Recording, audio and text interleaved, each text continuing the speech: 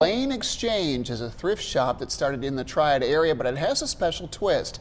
They're completely mobile, and they're bringing affordable clothing to potential customers. Wow, and here joining us now this morning is the woman behind it all, Britt Amerson. She's the owner of Lane Exchange. So great to have you on the show this morning. Thanks for having me. Happy Valentine's Day. Happy Valentine's Day. Well, we have to start, Britt. You initially actually started selling these clothes online. So what made you actually transition to a mobile shop? It's a pretty interesting path to go. So I started selling online and I found some success with that and I was enjoying myself, but I wanted to have events. And so I started having private sip and shop events in my home with my friends and family.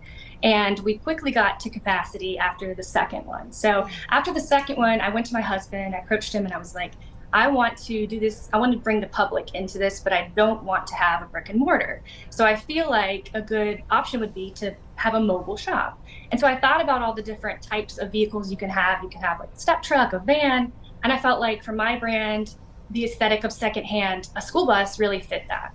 And we went back and forth between getting a short bus, a smaller activity size bus or a full size bus. And because I have so much inventory, a full size bus seemed like the way to go. So.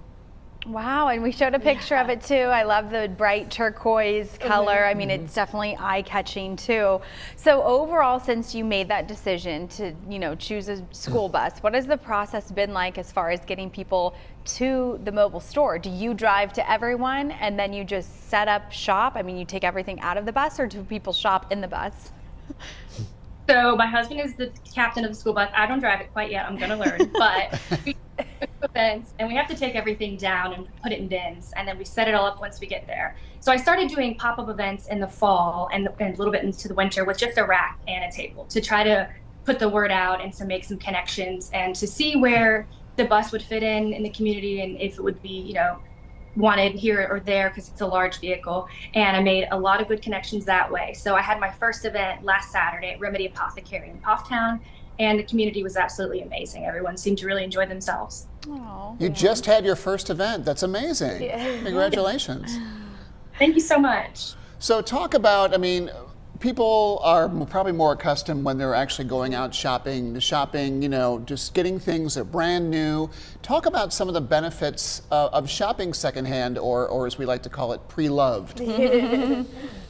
So that's actually something I always say, where the pre-loved becomes reloved. That's what I have on my bio. Oh. So yeah, there's so many benefits to shopping secondhand. Obviously, the most obvious one is saving money.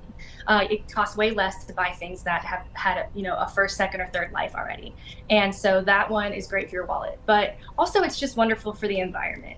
When you buy secondhand, there's less demand for new, which means it slows down things like fast fashion and water production, and it doesn't put as much into the landfills, and that is obviously very important to work on our carbon footprint. But also, my favorite part is that when you shop secondhand, you are adding more personality to your wardrobe. So, like in my shop, you could have just, a Target beach cover-up. You could have a Tory Burch swim bottom, and you can have a sweater from the 1970s that has a random duck on it, and you wouldn't be able to.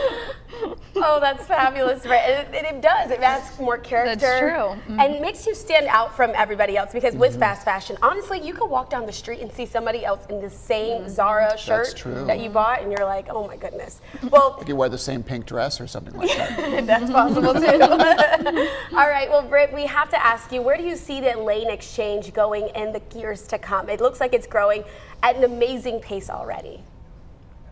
Thank you so much. So for now, since we just got started, this spring, summer, and fall, I'll be staying pretty local. The farthest I'm going to go is Maggie Valley in May. But otherwise, I'm pretty much going to be in the Triad. But in years to come, I would love to do like long road trips around the country and hit up pop-up events along the way, and maybe like sleep in the back portion of the bus. Another pipe dream I have possibly in years to come would be maybe getting a smaller activity bus and doing just children's clothes in that, something more, specific.